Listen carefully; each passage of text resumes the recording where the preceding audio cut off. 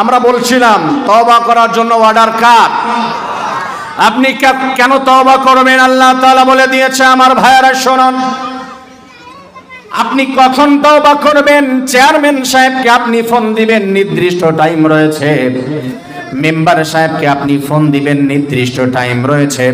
বলুন তো, আমার রবের কাছে ক্ষমার জন্য তাকে ফোন দেওয়ার জন্য, তাকে ডাক দেওয়ার জন্য নির্দিষ্ট টাইম আছে নাকি? উদউনি আস্তাজিব লাকুম, আল্লাহ তাআলা বলে দিয়েছে, says you Lord, you call me, we respond to you. বান্দা, তুমি আমাকে যখন ডাক দিবে, কোনো সময় নাই, কোনো টাইম টেবল নাই। আমি আল্লাহ তাআলার অফিস টাইম নাই, ঘুমানোর টাইম নাই, খাবারের টাইম নাই। তোমার যখন প্রয়োজন হয় আমার কাছে ডাক দাও, আমি তোমার ডাকের সাড়া দিয়ে চাওয়া পূরণ করে দিব। আরো জোরে সুবহানাল্লাহ। আমার প্রিয় ভাইয়ার, আল্লাহ রাব্বুল আলামিন বলেছে আমার কাছে তওবা করো। আল্লাহ তাআলা তওবা করলে কেমন করে খুশি হয়? ছোট্ট একটা এক্সাম্পল। একজন ব্যক্তি 1000 কিলোমিটার পথ অতিক্রম করার জন্য মরুভূমির ভিতর থেকে একটা ঘোড়া নিয়ে যাচ্ছে। খেয়াল করে শুনবেন, শর্ট টাইম আলোচনা করব, আপনি 5 মিনিট শুনলেও বুঝবেন কিছু একটা, যে কিছু বুঝালো এবং শিক্ষা নিতে পারবেন। 1000 কিলোমিটারের রাস্তা ঘোড়া নিয়ে পার হচ্ছে। 500 কিলোমিটার যাওয়ার পরে মরুভূমির মাঝে একটা গাছ পেল। ওই গাছের কাছে একটু বিশ্রাম নেওয়ার জন্য দাঁড়িয়ে গেল ঘোড়াটি রেখে। ওই বেচারা ক্লান্ত শরীর, গাছের সাথে হেলান দিয়েছে, ঘুম চলে এসেছে। ঘুম থেকে ওঠার পরে দেখে তার ঘোড়া নাই। টেনশনে পড়ে কি পড়ে না? জোরে বলেন। কারণ এই 500 কিলোমিটার রাস্তা কি সে পার হতে পারবে? না বাড়ি আসতে পারবে? ব্যাকও করতে পারবে না, গন্তব্যেও যেতে পারবে না। টেনশনের ভিতরে পড়ে যাওয়ার পরে হঠাৎ করে আবার ঘুমের ঝিমটি এসেছে। চোখ খুলে দেখে তার ঘোড়া আবার তার কাছে ফিরে এসেছে। টেনশনে পড়ার পরে আবার ঘোড়া ফিরে পাওয়ার পরে বলুন তো, তার অন্তরের ভিতরে আনন্দ লাগে কি লাগে না? আল্লাহ রাসূল বলে দিয়েছে, কোন বান্দা এমন করে ঘোড়া ফিরে পাওয়ার পরে যতটুকু আনন্দ ফিল করে, একজন বান্দা যখন আল্লাহর রাস্তা দেখে বেলাইনে চলে যায়, আবার এসে যখন আল্লাহর কাছে তওবা করে ফিরে আসে, রব্বুল আলামিন ঘোষণা দিয়েছে, আমি আল্লাহ রব্বুল আলামিন ওই বান্দার থেকে 1000 গুণ আনন্দ ফিল করি। তাহলে তওবা করে ফিরে আসার দরকার আছে না নাই? তওবা কখন করব? কখন? তওবা করার একটা টাইম আছে, আপনার জানতে হবে।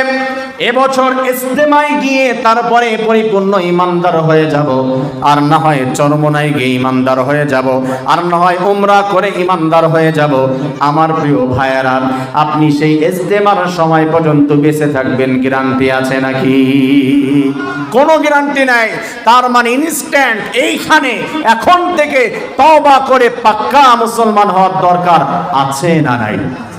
জোরে বলতে হবে, আছে না নাই? একটা ছোট্ট এক্সাম্পল দেই। তওবা করতে আপনি চেয়েছেন, ভাই আপনি নামাজ পড়েন না কেন? 50+ হলে তারপরে নামাজ পড়ব। আমার কি নামাজের বয়স হয়েছে? আপনি দুর্নীতি ছেড়ে দেন না কেন? ঘুষ সুদ ছেড়ে দেন না কেন? মানুষের প্রতি জুলুম ছেড়ে দেন না কেন? দেশের টাকা অন্য দেশে পাচার করা বন্ধ করেন না কেন? বলে একটা বয়স যখন হয়ে যাবে তখন কেতকুলের নিচে যাই নামাজ নিয়ে ছবি তুলে দিব, রাতের বেলা 200 রাকাত তাহাজ্জুদের নামাজ পড়ব, পাক্কা ইমানদার হয়ে যাব, এমন স্লোগান আছে না নাই? আল্লাহর কসম করে বলি, সারা জীবন অপরাধ করেছেন, মৃত্যুর সময় আসবে, তওবা করতে চাবেন, আল্লাহ তাআলা তওবা কবুল করবে না। ঘোষণা কার? আরো জোরে ঘোষণা কার? খারাপ লাগে? আপনারা কি আওয়াজ দেন নাকি আমার পর্যন্ত আসে না? আওয়াজ দিচ্ছেন আপনারা? ঘোষণা কার? এই কোরআন থেকে কথা বলবো, জোরে আওয়াজ দিতে হবে। ওয়ালাইসাতিত তাওবাতু লিল্লাযীনা ইয়া'মালুনাস সাইয়্যাত হাত্তা ইযা হাদারা আহাদাহুমুল মাউত ক্বালা ইন্নী তুবতুল আনা ওয়ালাল্লাযীনা ইয়ামুতুনা ওয়া হুম কুফফার।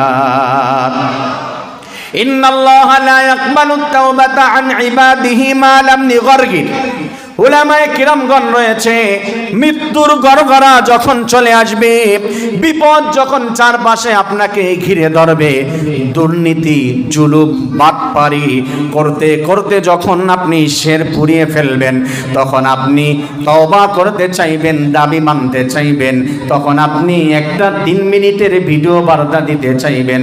আল্লাহর কসম করে বলি, শেষ পর্যায়ে আপনার 3 মিনিটের ভিডিও বার্তা জাতি দেখতে চাইবে না। কথা বলতে হবে, ঠিক কি না? আমি এক্সাম্পল দিয়ে বলি, আপনার মতো টেন্ডেন্সি ফিরাউন নিয়ে ঘুরতো।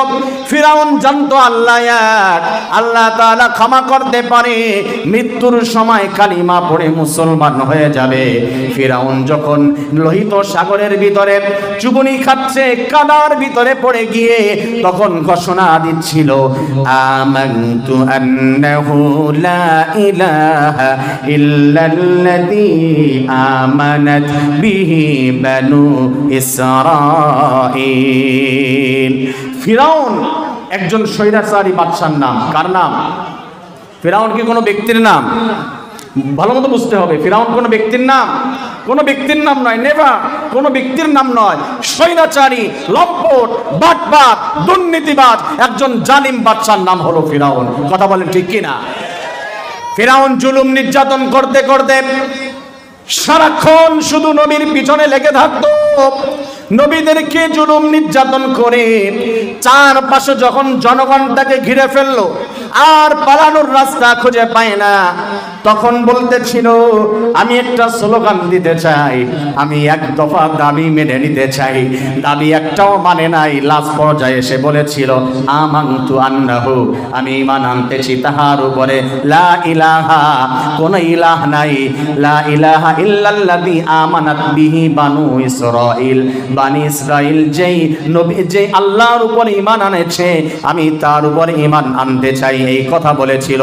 আল্লাহ তাআলা ঘোষণা দিয়েছিল কি বলুন তো? মৃত্যুর মুহূর্তে গিয়ে শের পুড়ে ফেলানোর উপরে চারপাশে যখন ঘিরে ধরেছে, তখনের তওবা আল্লাহ কবুল করেন নাই। আল্লাহ তাআলার তখনের ঘোষণা ছিল, আল আন, আল আন। এখন 21 দফা দাবি, 28 দফা দাবি, 15 দফা দাবি, 11 দফা দাবি, 9 দফা দাবি, একটাও মানলা না। লাস্ট পর্যায়ে দাবি হলো কয়টা? একটা দাবি হলো। তখন বলছো যে এখন আমি মেনে নিতে চাই, দরজা খোলা আছে, আমার কাছে মুসা আসুক, আমি মুসার কালিমা মেনে নিব, আমি মুসলমান হয়ে যাব। আল্লাহ বলছে আল্লাহ। এখন সন্ত্রাস, বাটপার, লম্পট, স্বৈরাচার জুলুম নির্যাতন করতে করতে এখন ঘিরে ফেলেছে চারদিক দিয়ে, তোমাকে আজরাইল ধরে ফেলেছে। এখন তুমি দাবি মেনে নিবে? নেভার। তোমার এই দাবি আমি আল্লাহ তাআলা কবুল করব না, তোমার কালিমা কবুল করব না।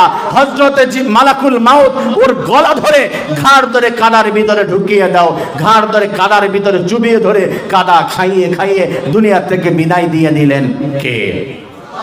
জোরে বলেন কে? সেই রব আজও আছে না নাই? জোরে বলেন আছে না নাই? আপনি মনে করতেছেন মৃত্যুর সময় তওবা করে নেবেন, আপনি ফিরাউনের টেন্ডেন্সি নিয়ে ঘুরছেন, আপনি ফিরাউনের মানসিকতা নিয়ে ঘুরছেন। আল্লাহর কসম করে বলি, মৃত্যুর গড়গড়া চলে আসার পরে আপনার তওবা আল্লাহ কবুল করবে না, জালিমের তওবা কবুল করবে না, ফিরাউনের তওবা আল্লাহ কবুল করবে না। আমার প্রিয় ভাইয়েরা, তার জন্য তওবা করার মূল টাইমটা হলো এখন। কথা বলেন ঠিক কিনা? ওই সময় আল্লাহ তওবা কবুল করবে না। আমার প্রিয় ভাইয়েরা, আল্লাহ রাব্বুল আলামিন বলেছে, বান্দা এখনো সময় আছে, এখনো আমার পথে ফিরে আসো, টেনশন নাই, ভয় নাই, আমার কাছে তওবা করো। ফাউলাইকা ইউবাদদিলুল্লাহ।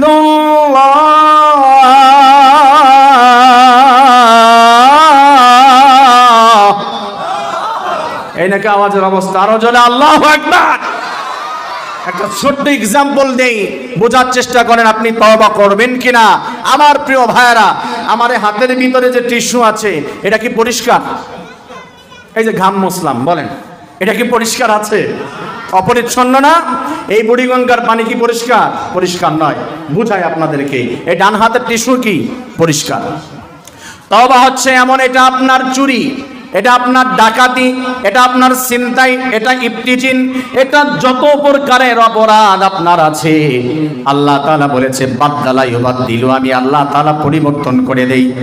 এই বিভিন্ন দলের ভাইয়েরা, যুবক ভাইয়েরা, যুবতী বোনেরা শোনো, ভয় নাই, তোমার কোনো টেনশন নাই, তোমার কোনো ভয় নাই, কারণ তুমি কি অপরাধ করেছো? 1000 খুন করার পরে, 1000টি জিনা করার পরেও আল্লাহ তাআলার কাছে তওবা যখন করা হয় ক্ষমা করে দিয়ে মাসুম বানিয়ে দেয় কে? এই যে আমার হাতে টিস্যু রয়েছে 2টা, আমার এই যে সব অপরাধ, আপনি আজকে আল্লাহর কাছে ক্ষমা চেয়েছেন, এইখানে তওবা করেছেন, আল্লাহ চাইলে আমার এই টিস্যু, আমার এই বদ আমল জ্বালিয়ে পুড়িয়ে শেষ করে দিতে পারে কি পারে না? জোরে বলেন, পারে কি পারে না? কিন্তু আল্লাহ তাআলা সেটা দেয় না। আল্লাহ তাআলা কি করে জানেন? এই আয়াত যখন আমি ভাবি অবাক হয়ে যাই। আল্লাহ চাইলে দিতে পারে, কিন্তু না, আপনি গালি দিয়েছেন, তওবা করেছেন, আল্লাহ আপনার আমলনামায় জিকির করার সব দিয়ে দিবে। আসতে বলেন। আপনি চুরি করেছেন, আল্লাহর কাছে তওবা করেন, আল্লাহ তাআলা সদকা করার সব দিয়ে দিবে। আল্লাহ চাইলে ওইটা ক্ষমা করে দিতে পারে। এই বুড়িগঙ্গার পানি রিপেয়ারিং করে আপনার এই বদ আমলটা আল্লাহ পরিবর্তন করে এটাকে শেষ করে দেয় না। ইবাদদিলুল্লাহু সাইয়্যাতিহিম হাসানাত, আল্লাহ তাআলা এটা পরিবর্তন করে আপনার ডান হাতে পরিচ্ছন্ন আমল দিয়ে দেয়।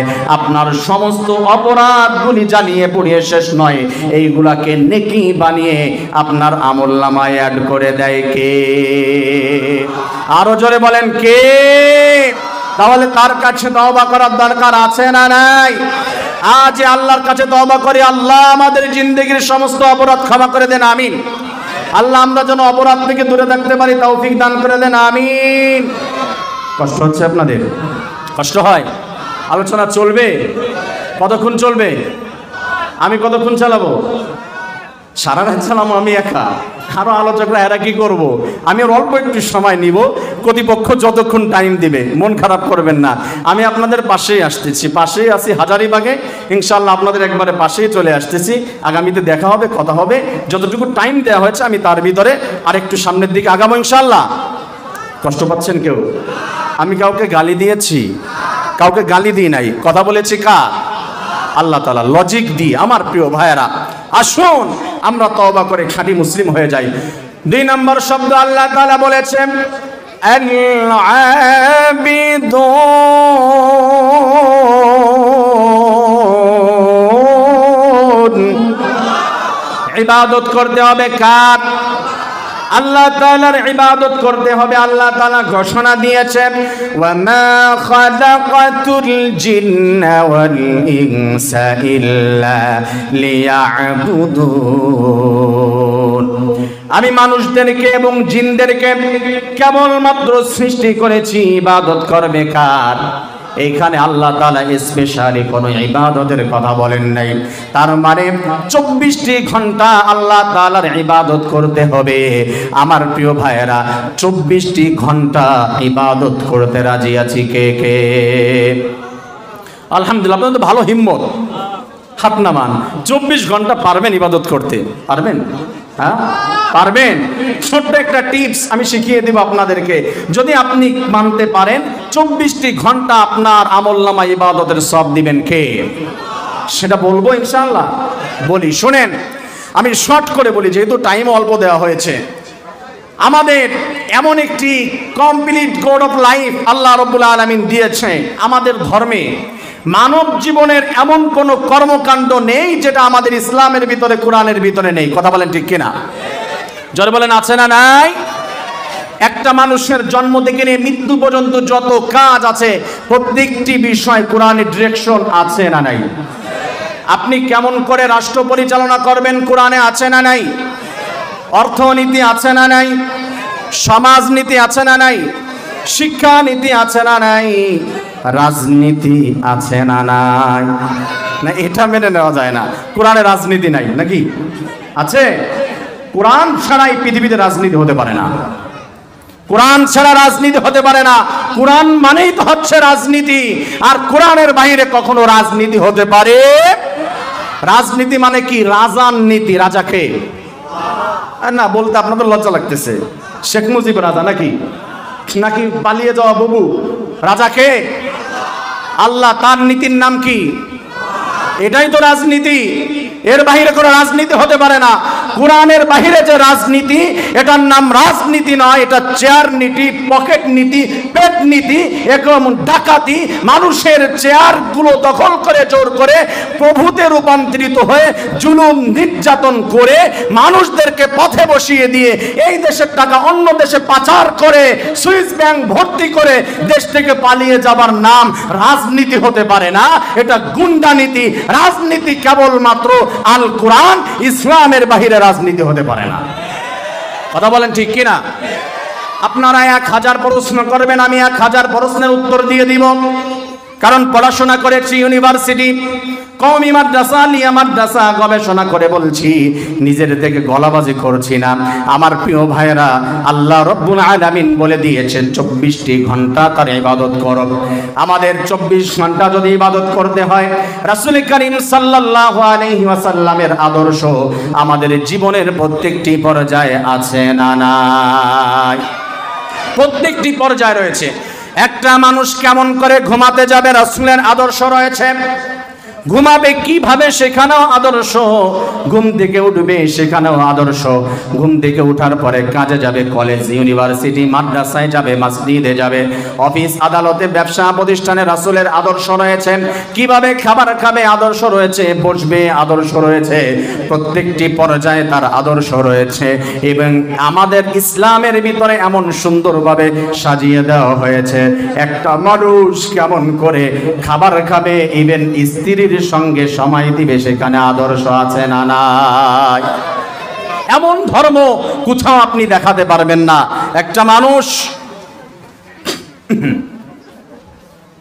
একটা মানুষ বাথরুমের ভিতরে কিভাবে যাবে, রাসূলের আদর্শ আছে না নাই? কথা বলেন। আপনি বাথরুমের ভিতরেও যদি রাসূলের আদর্শ মেনে যান, আল্লাহর কসম করে বলি, আমার এখানে কাফারা দিতে হবে না। বাথরুমের ভিতরে যতটুকু টাইম আপনি পার করেছেন, প্রত্যেক সেকেন্ডে সেকেন্ডে নেকি দিবেন কে? আরে আপনি আপনার স্ত্রীর সঙ্গে সময় দিয়েছেন, রাতের বেলা রাসূলের আদর্শ অনুযায়ী যদি হয়ে যায়, স্ত্রীর সঙ্গে ঘুমাচ্ছেন, গোপন কার্যক্রম করছেন, সেকেন্ডে সেকেন্ডে নেকি আছে না নাই? এত সুন্দর ধর্ম আর কোথায় আছে? তার আমার প্রিয় ভাইয়েরা, আমি বলছিলাম আল্লাহ ইবাদতের জন্য সৃষ্টি করেছে। কোন মানুষ যখন রাসূলের আদর্শ অনুযায়ী কাজ করবে, যা কিছু করুক, আর রাসূলের আদর্শ অনুযায়ী যদি আমাদের ময়দানে নামতে হয়, সেখানেও আদর্শ রয়েছে। রাসূলের আদর্শের মধ্যে আমার নমনীয়তা রয়েছে। রাসূলের আদর্শের মধ্যে প্রয়োজন হলে হাতের ভিতরে তরবারি ধরার আদর্শ আছে না নাই? জোরে বলতে হবে, আছে না নাই? শুধু মায়ের খাওয়ার ভিতরে সুন্নাত নয়, রাষ্ট্রনায়ক হওয়ার ভিতরে সুন্নাত আছে না নাই? আরো জোরে বলতে হবে, আছে না নাই? আমরা যদি কারোর সঙ্গে ঝগড়াও করি, সেটাও কার জন্য হবে? কথা বলে না। যদি মারামারি করি, কার জন্য?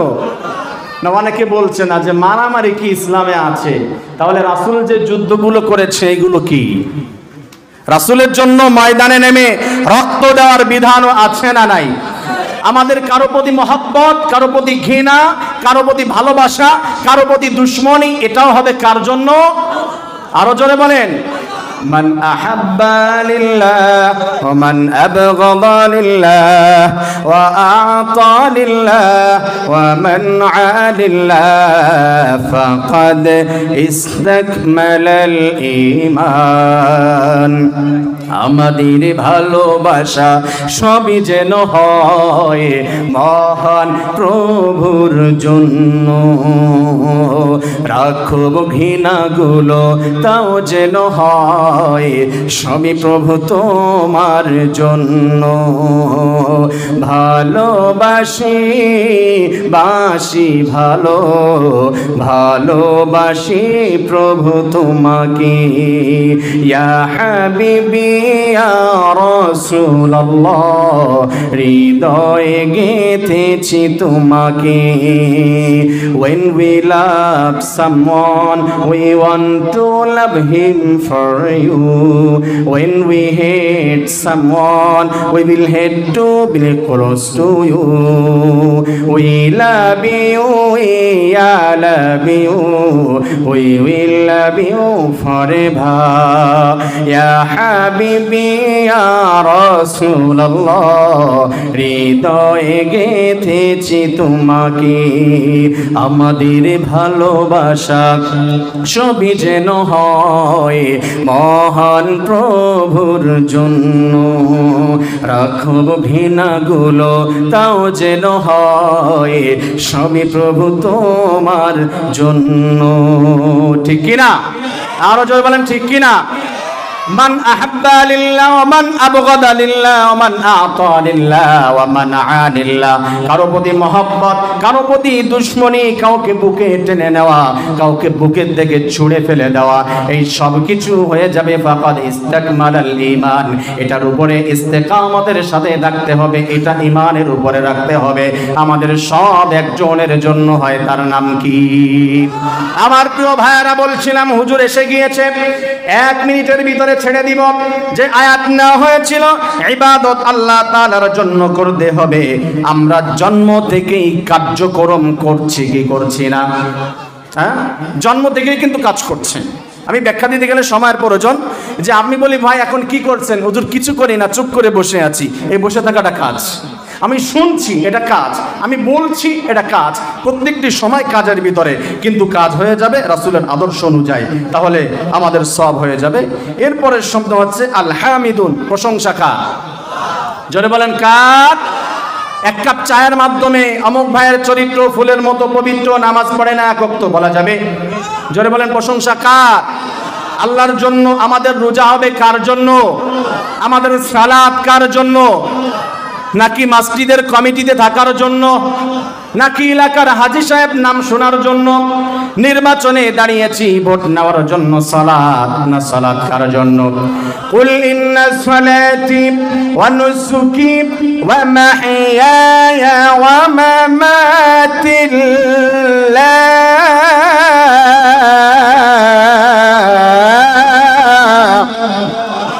লিল্লাহি রাব্বিল আলামিন।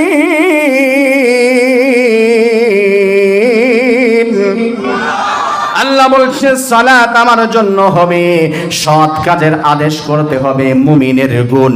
সৎ কাজের আদেশ মানে ব্যাখ্যা দিলে সময়ের প্রয়োজন। আদেশ তো সেটা হবে যেটা না মানলে বাধা দিতে হবে। অসৎ কাজের নিষেধ সেটা হবে এমন ভাবে তোকে বলেছি এটা করতে পারবি না। সমাজে ইসলাম বিরোধী কোনো কাজ দেখলে সর্বপ্রথম বাধা দিতে হবে হাতের মাধ্যমে। এটা কার কথা? আল্লাহ তাআলার কথা। এটা যদি না পারি মুখ দিয়ে বলতে হবে, তা না পারলে অন্তরে ঘৃণা করতে হবে। এটা হলো একজন মুমিনের আদর্শ। আল্লাহ তাআলা বলেছে ওয়াল হাফিজুনা লিহুদুদিল্লাহ। লাস্ট পর্যায়ে আমার মুমিনদের গুণ হলো ওয়াল হাফিজুন, সে হাফেজ হয়ে যাবে, সে হিফাজতকারী হয়ে যাবে লিহুদুদিল্লাহ, আল্লাহ তাআলার হক, আল্লাহর বিধান তথা আল কুরআনুল কারীম। কথা ঠিক কিনা? হিফাজতে কুরআন, হিফাজতে ইসলাম, হিফাজতে হুদুদুল্লাহ, এটা প্রত্যেকটি মুসলমান এবং মুমিনের দাবি। তাহলে আমরা সবাই হিফাজতে ইসলাম কিনা? হিফাজতে ইসলাম হতে চাই কি চাই না? আরে আপনারা শুধু বলেন না হিফাজতের যে কমিটি গঠন করা হয়েছে তারাই হিফাজতে ইসলাম, মুসলমান যারা সবাই হিফাজতে ইসলাম, ঠিক কিনা? এটা বাস্তবায়ন করার জন্য, সংরক্ষণ করার জন্য, সংসদের ভিতরে এটাকে পরিপূর্ণভাবে রূপ দেওয়ার জন্য, এটা অনুযায়ী রাষ্ট্র পরিচালনা করার জন্য, সংসদ পর্যন্ত পৌঁছে দেওয়ার জন্য কাজ করবে কাফের নাকি মুমিন? জোরে বলেন কে? সে পর্যায়ে আমাদের কাজ করার দরকার আছে না নাই?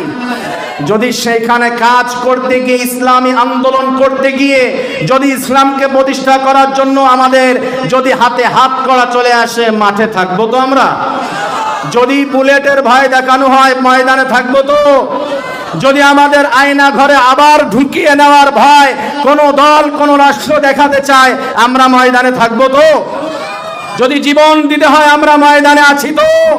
লিহুদুদিল্লাহ, আল্লাহর হককে হিফাজত করার জন্য যদি আরেকটি বার ডাক দেওয়া হয়, রাজপথে নামতে চাই, হাত করা আসবে কোনো ভয় নাই, বুলেট আসবে কোনো ভয় নাই, ভাইয়ের লাশ পড়ে থাকবে কোনো ভয় নাই, ভাইয়ের লাশ দেখে পিছনে দৌড় দিব না। মুসলমানের পরিচয় হবে ভাইয়ের লাশের উপরে পাড়া দিয়ে সামনে এগিয়ে যাব।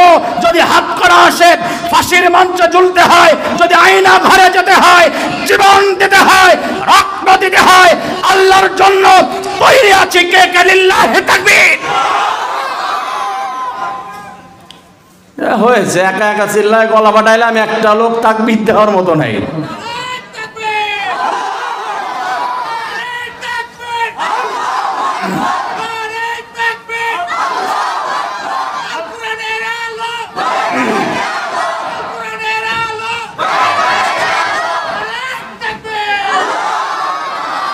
আলহামদুলিল্লাহ। ভয় পেয়েছেন? ভয় পেয়েছেন? তারা কোথায়? বিদেশে। কোথায়? বিদেশে গেছে, আর ভয় নাই। আর যারাও দুই একজন আছে, আমরা এদেরকে পরোয়া করি, আমরা রক্ত দিতে শিখেছি। কথা বলেন ঠিক কিনা? আমরা জীবন দিতে শিখেছি, আমরা কোনো ভয় পাই না। ইনশাআল্লাহ ময়দানে থাকবো তো, শেষ দোয়া পর্যন্ত থাকবেন ইনশাআল্লাহ। আমি বিদায় নিচ্ছি, কিন্তু হুজুর এসেছে, আরো অনেক মুহাক্কিক উলামায়ে কিরামগণ এসেছে, যাদের ছাত্র হওয়ার যোগ্যতা রাখি না।